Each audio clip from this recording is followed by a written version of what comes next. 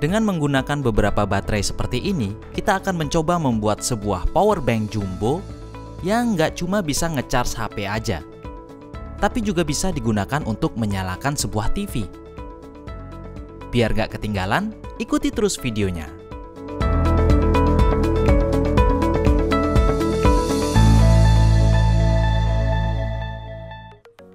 Oke, untuk bisa membuat sebuah power bank jumbo, tentunya kita harus mempunyai beberapa baterai yang akan kita pasang nanti di power bank. Di sini saya ada beberapa baterai 18650 atau bisa kita kenal sebagai baterai vape gitu ya. Dan baterai ini juga sama dengan baterai yang digunakan pada baterai laptop. Ini satu baterainya kapasitasnya adalah 3000 mAh dengan tegangan nominal tertulis di badannya 3,7 volt. Dalam pembuatan powerbank jumbo ini, teman-teman bisa gunakan juga baterai laptop bekas, atau kalau punya yang baru bisa menggunakan yang baru juga. Dari project sebelumnya, saya juga punya sebuah atau beberapa baterai bekas dari sepeda listrik yang dulu pernah saya rakit, dan ini dia. Tentunya ini memiliki tipe dan kapasitas yang berbeda dari yang tadi. Ini kapasitasnya 2500 mAh. Dan nominal tegangannya tertulis sama. Ini adalah baterai bekas yang saya copot dari baterai sepeda listrik atau motor listrik di project sebelumnya. Dan ini kondisinya agak sedikit berkarat, tapi kapasitasnya masih bagus. Nah, banyak dari teman-teman yang bertanya gimana sih caranya ngerangkai baterai biar tepat gitu ya, baik itu untuk sepeda listrik, untuk power bank, atau untuk keperluan yang lainnya. Banyak banget yang nanya kayak gini. Sebenarnya itu cuma permainan rangkaian seri dan paralel aja teman-teman. Jadi apapun baterainya harus sama tipenya.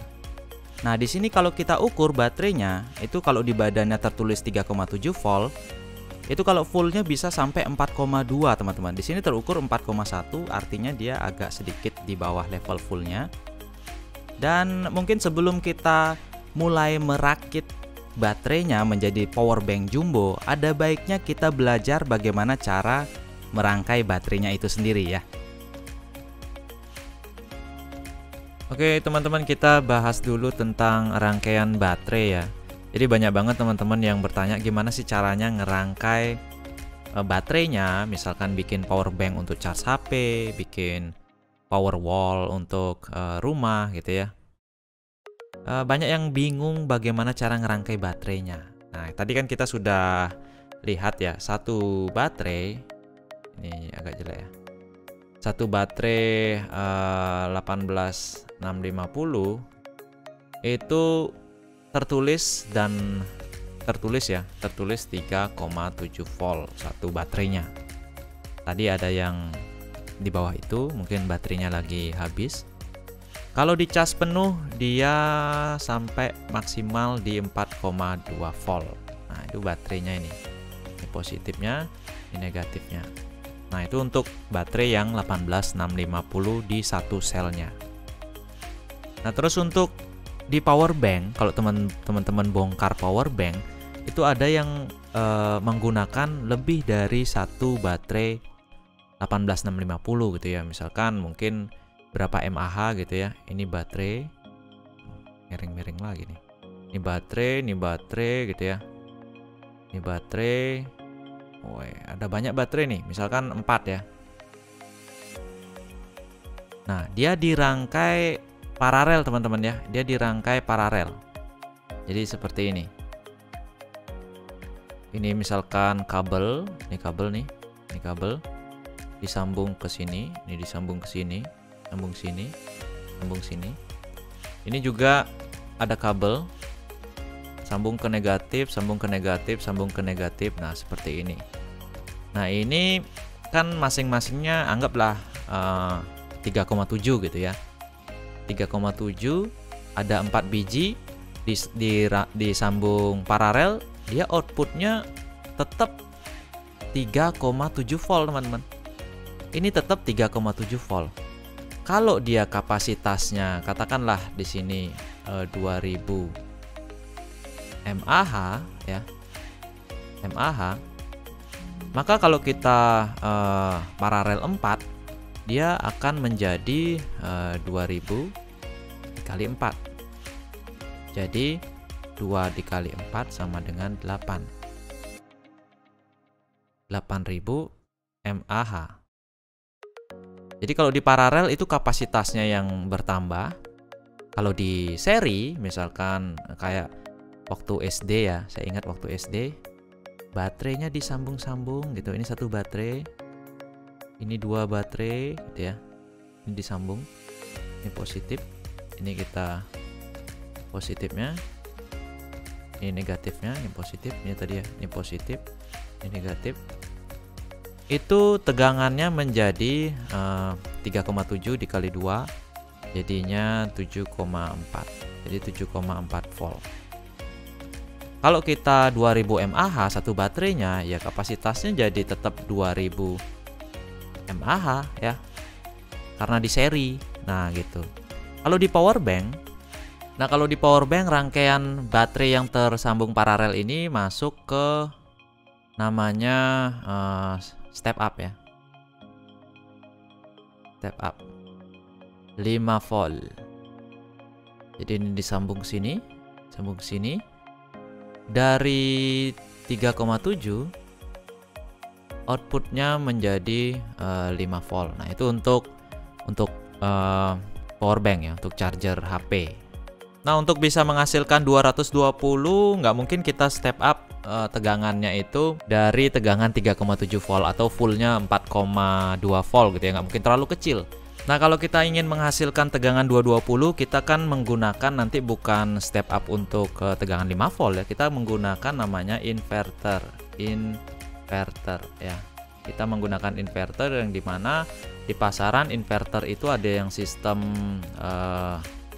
12 volt, ada yang sistem 24 volt, ada sistem yang 48 volt. 48 volt. Nah, kita akan menggunakan sistem yang 24 volt ya. 24 volt kita pakai. Bebas sih, tapi di sini kita akan menggunakan 24 volt karena berada di antara keduanya gitu ya. Nah, gimana caranya membuat baterai pack untuk 24 volt menggunakan 18650? Baterai 18650 itu adalah 3,7, fullnya adalah 4,2 volt. Oke, jadi caranya gampang. Jadi 24 volt ini kita bagi dulu ke tegangan nominal yang tertulis ya. Jadi 3,7. Hasilnya adalah 6,4 volt. 6,4 biji. Ini apa sih? 6,4 biji. Jadi kita bulatkan menjadi 7 biji baterai. Ya, jadi 7.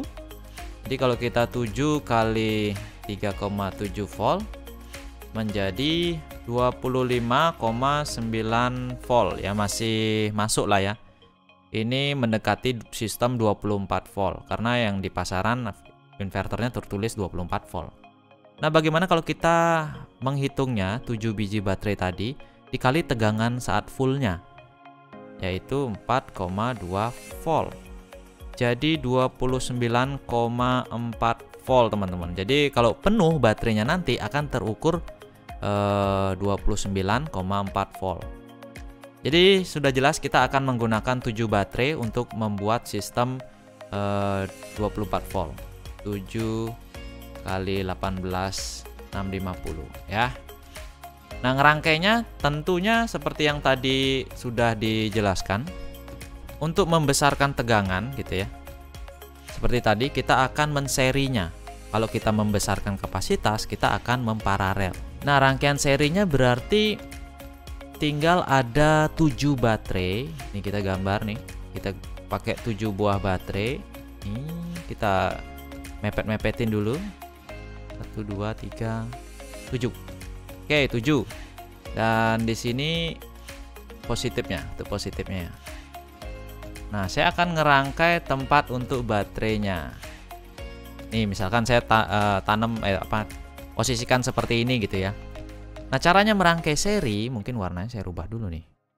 Nah, cara ngerangkai serinya gimana? Jadi mungkin di sini saya tentukan dulu bahwa di sini kutub positifnya, ya, dan di sini kutub negatifnya. Oke. Pertama kita sambung dulu yang ini ke positif. Nah, ini sudah tersambung kan?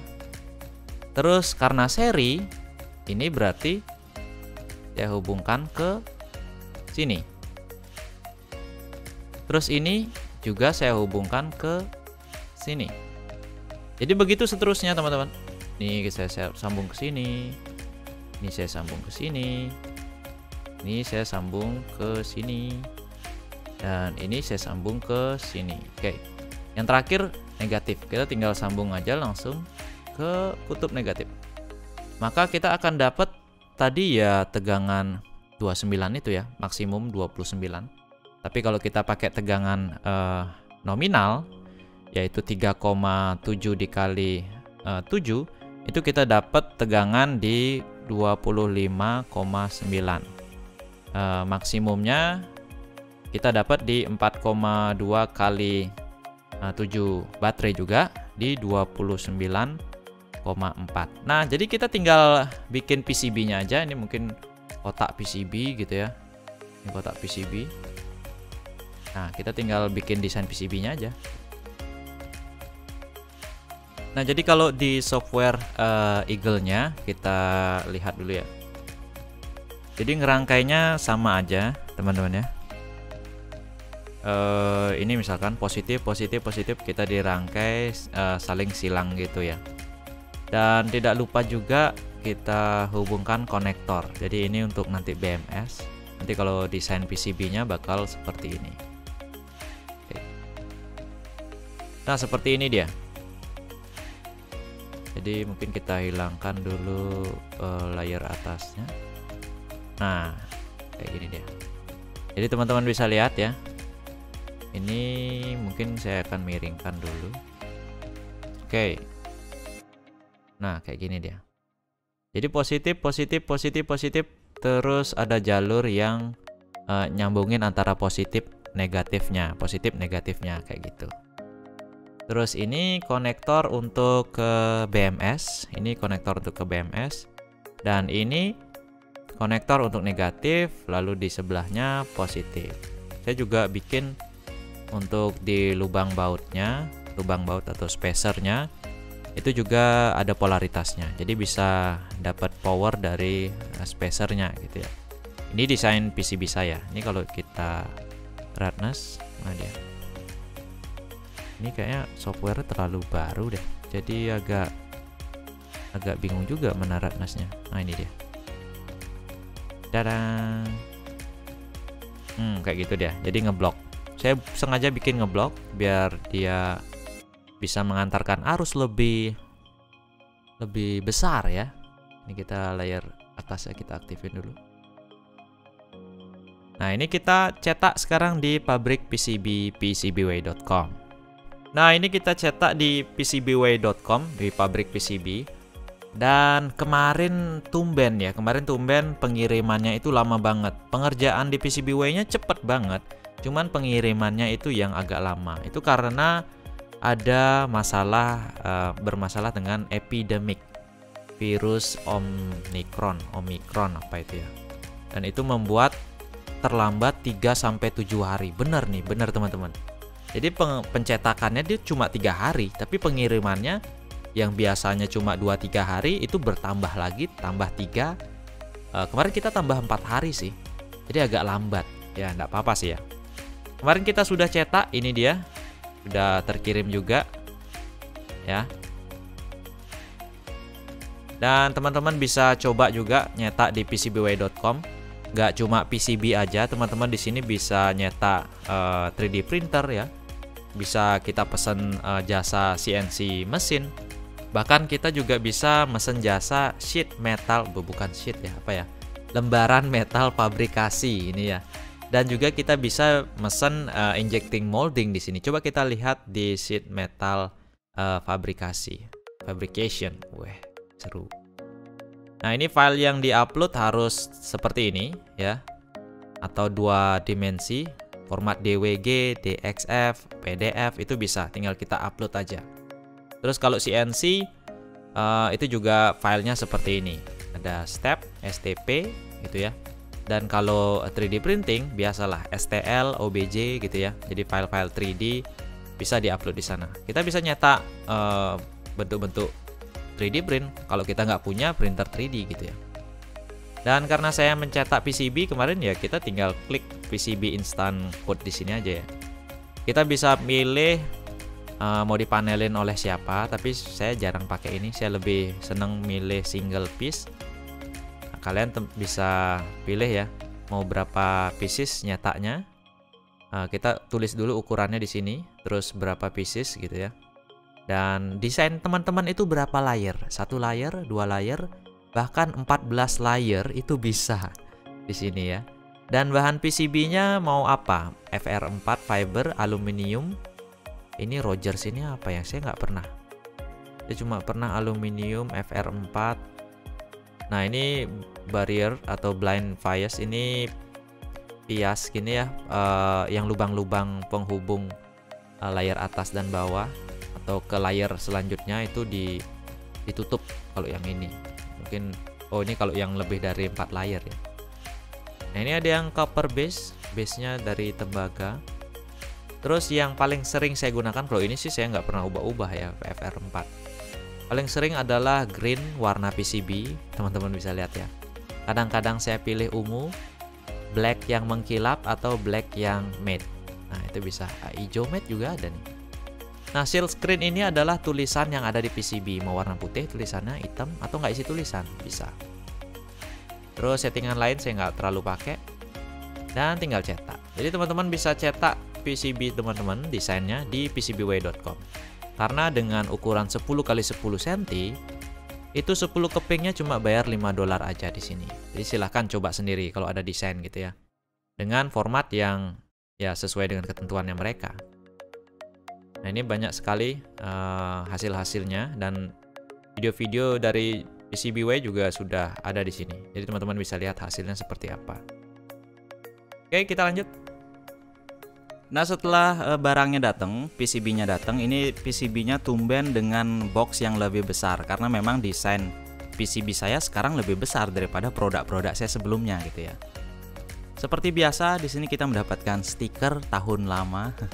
Ada juga pulpen, dan ini dia PCB-nya. Teman-teman bisa lihat desainnya sesuai dengan apa yang saya gambar di software Eagle PCB-nya gitu ya. Di sini saya tambahkan sedikit gambar-gambar ornamen seperti ini agar terlihat seperti apa ya, lebih menarik lah. Karena kalau polosan kayaknya ya sudah jalurnya polosan, nggak ada gambarnya. Ini saya tambahin gambar aja seperti ini. Ini saya nggak tahu, PCB-nya kayaknya lebih glossy ya. Teman-teman bisa lihat di bagian sini. Ini saya fungsikan sebagai fuse teman-teman. Jadi pada saat kelebihan beban, pada saat di paralel itu bakalan putus nantinya. Jadi biar nggak saya nambahin fuse sendiri. Lalu ini konektor untuk BMS-nya. Dan ini dia konfigurasi PCB-nya ya. Saya kasihkan tulisan baterai pack 7S. Dan seal screen gambar di bagian belakang. Nah, ini dia. Teman-teman bisa lihat kualitasnya bagus banget sesuai dengan apa yang saya gambar. Lalu next yang diperlukan adalah konektor baterainya. Teman-teman bisa beli konektor baterai seperti ini online juga ya. Kalau saya nggak jual, saya pun beli online. Dan ini yang satu sel teman-teman. Saya sengaja desainnya yang satu sel biar agak dinamis aja. Mau berapa S, nanti desainnya gampang. Ini dipasang seperti ini. Dan kita colokin ke PCB-nya sampai 7 ya. Kita pakai 7 jadi 7S. Jangan sampai kebalik ya, ada tanda positif dan negatifnya. Walaupun kebalik sih nggak apa-apa, di PCB-nya sudah ada tanda sih ya. Cuman ya biar rapi aja kalau sesuai dengan tandanya. Ini kita pasang seperti ini, jadi kayak ngerakit Lego gitu ya teman-teman. Nggak mungkin kesulitan dalam merakit seperti ini. Kalau sudah kita rakit, sekarang kita solder. Nah, nyoldernya pun tidak diperlukan skill yang expert untuk nyolder konektor baterai seperti ini. Jadi tinggal kasih timah di ujung soldernya, meleleh, udah deh gitu aja. Tidak takut menempel ke tempat lain karena di sini sudah ada solder maskingnya. Nah, ini konektor untuk nanti kita hubungkan ke BMS-nya, kita pasang aja. Tapi mungkin di video ini kita nggak bakalan pasang BMS ya, karena terlalu rumit.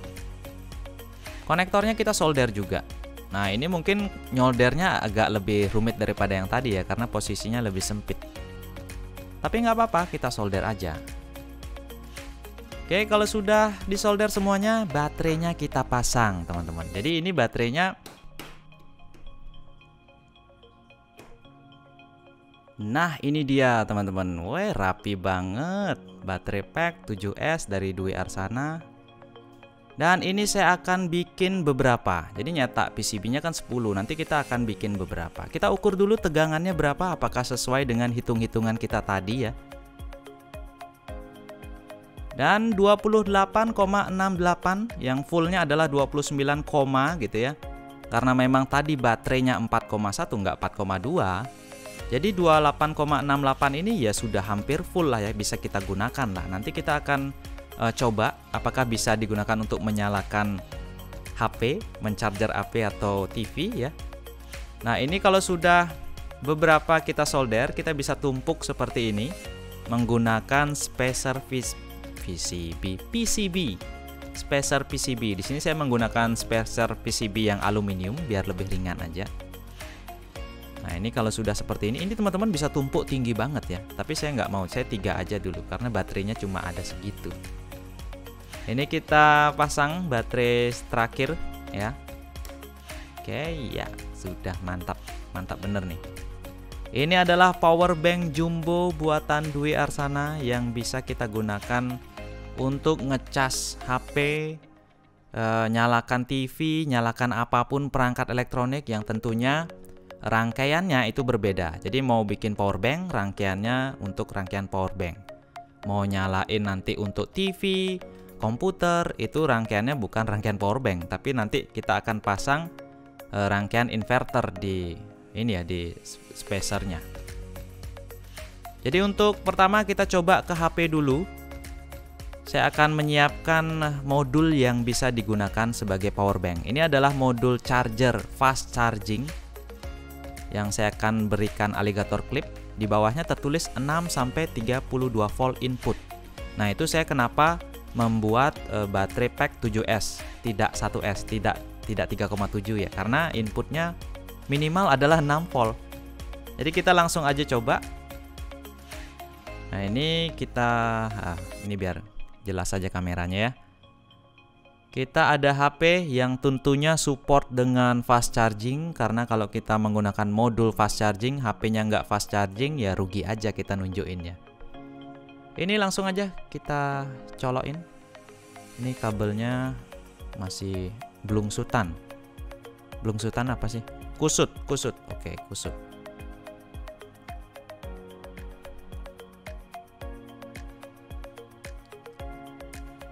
Oke, kita koneksikan alligator clip yang putih. Hati-hati teman-teman ya. Wih, powernya mantap. Kita jepitkan di bautnya aja biar nggak gini ya, biar nggak ciprat. Ini sudah nyala modulnya dan sekarang kita colokin kabel ke HP-nya. Terus kita colokin ke konektor USB. Apakah bisa digunakan untuk ngecas HP? Meledak nggak HP-nya nih?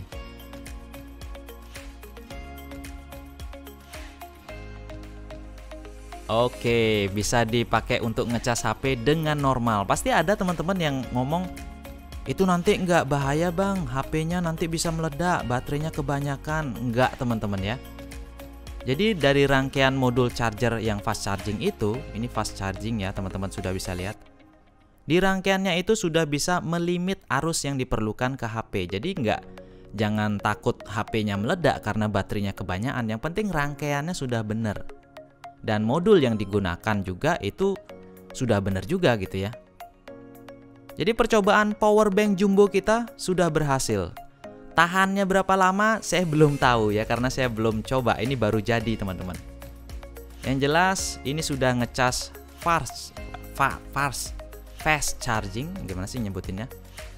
Kalau gitu sekarang kita coba untuk menyalakan TV. Ya, kita menyalakan TV dengan baterai pack yang sama. Ini baterai packnya saya hubungkan ke rangkaian inverter. Dan kita lihat apakah kita bisa menyalakan TV ini dengan baterai pack 7S ini. Oke, ya TV-nya menyala teman-teman. Ya, ini dengan normal kita bisa menyalakan satu buah TV LED 32 inch dengan mulus, dengan normal tanpa ada masalah ya. Jadi untuk rangkaian inverternya mungkin nanti di video selanjutnya saya akan tunjukkan bagaimana menghubungkannya, inverter seperti apa yang harus kita gunakan untuk bisa menyalakan peralatan listrik seperti ini ya. Sebenarnya sudah pernah saya bahas di video-video sebelumnya ya. Cuma nanti dengan baterai pack yang 7S yang baru aja kita buat ini, kita akan bahas itu di video lebih lanjut, di video selanjutnya gitu. Oke teman-teman, bagaimana menurut teman-teman? Apakah ini sudah rapi? Atau teman-teman tertarik memiliki PCB-nya? Nah, ikuti terus saja video kita di kesempatan berikutnya ya. Karena mungkin siapa tahu aja nanti bakalan ada giveaway PCB-nya ini. Oke. Sekian dulu video hari ini. Terima kasih sudah menyaksikan. Sampai jumpa di video selanjutnya.